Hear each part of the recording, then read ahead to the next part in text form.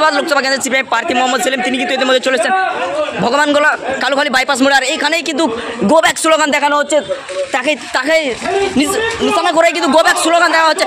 আর সেই চিত্র আমরা সরাসরি দেখাচ্ছি বাংলা নিউজের পর্দায়। দেখতে পাচ্ছেন মোহাম্মদ সেলিমকে দেখে কিন্তু গো ব্যাক স্লোগান দেওয়া হচ্ছে।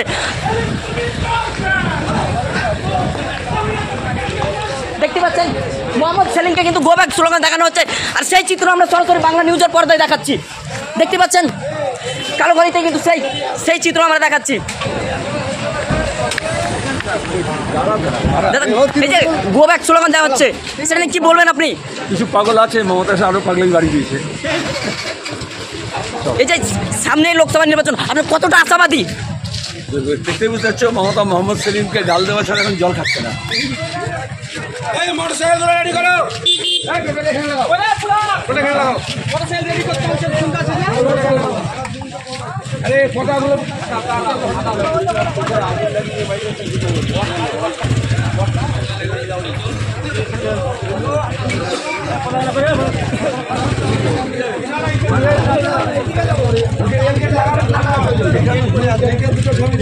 নমস্কার, আপনারা দেখছেন এএস বাংলা। আপনাদের সঙ্গে আমি পায়েল।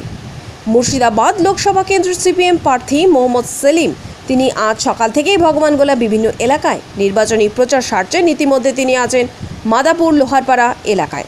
তেনাকে গো ব্যাক স্লোগান, সেই প্রশ্ন আমাদের প্রতিনিধি করাই কি উত্তর দিল মোহাম্মদ সেলিম তা আপনাদেরকে শোনাবো। এবং লোকসভা কেন্দ্রের তৃণমূল কংগ্রেস মনোনীত প্রার্থী আবু তাহের খান মোহাম্মদ সেলিমকে বলেন তেনাকে উচিত শিক্ষা দেবে এবার মানুষ। সেই প্রসঙ্গে মোহাম্মদ সেলিম কি বলেন সেটাও আপনাদেরকে শোনাবো। তার আগে অবশ্যই আমাদের ফেসবুক চ্যানেলটিকে ফলো ও ইউটিউব পেজটিকে সাবস্ক্রাইব করতে ভুলবেন না। ভগবানগোলা থেকে জাকিরুল হকের রিপোর্ট, এএস বাংলা।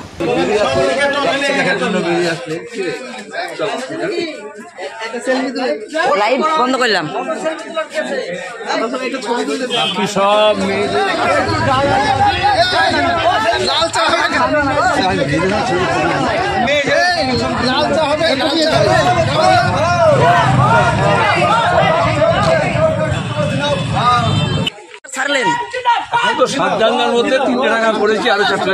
আমরা যেটা দেখলাম আপনাকে দেখে যে গো ব্যাক স্লোগান দেওয়া হলো, সেটা নিয়ে আপনি কি বলবেন? বেশি গুরুত্ব দিচ্ছ কেন? কে দিয়েছিল? কাগাছি ছিল, কত লোক আমার সঙ্গে ঘুরছে, কাগাছি ছিল আমাকে জিজ্ঞেস আছে তো অনেক। মমতা ব্যানার্জি আসছে, আরএসের কাছ থেকে নিয়েছে, নিজে বুঝতে পারছেন বিজেপি পাতলা হয়ে গেছে, আর তৃণমূল প্রায় হাওয়া হয়ে যাচ্ছে মুর্শিদাবাদে 3টে কেন্দ্রে। এই জন্যই উনি এখন জ্বালায়।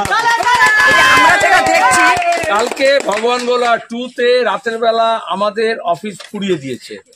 ওইসব করে কিন্তু পার পাবে না, তৃণমূলের গোটা ক্যাবিনেট জেলে যাবে, এটা বুঝে নাও। তৃণমূল কংগ্রেসের প্রার্থী আবু তাহের খান তিনি বলছেন মুর্শিদাবাদে যদি মোহাম্মদ সেলিম দাঁড়ায় তাকে মুর্শিদাবাদের মানুষ উচিত শিক্ষা দিবে, সেটা নিয়ে আপনি কি বলবেন?